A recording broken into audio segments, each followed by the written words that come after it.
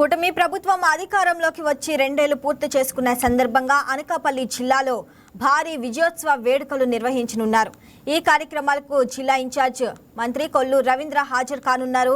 పర్యటనలో భాగంగా పలు అభివృద్ధి కార్యక్రమాలను పరిశీలించనున్న మంత్రి అనంతరం ఏర్పాటు చేసిన భారీ బహిరంగ సభలో పాల్గొని ప్రజలను ఉద్దేశించి ప్రసంగించనున్నారు. కూటమి ప్రభుత్వం 2 ఏళ్ల పాలనలో అమలు చేసిన సంక్షేమ పథకాలు, అభివృద్ధి కార్యక్రమాలు, అనకాపల్లి జిల్లాలకు కలిగిన ప్రయోజనాలను ప్రజలకు వివరించనున్నారు. ప్రజల ఆశయాలకు అనుగుణంగా ప్రభుత్వం ముందుకు సాగుతుందని, రాష్ట్ర అభివృద్ధే లక్ష్యంగా పాలన కొనసాగుతుందని మంత్రి కొల్లు రవీంద్ర పేర్కొన్నారు.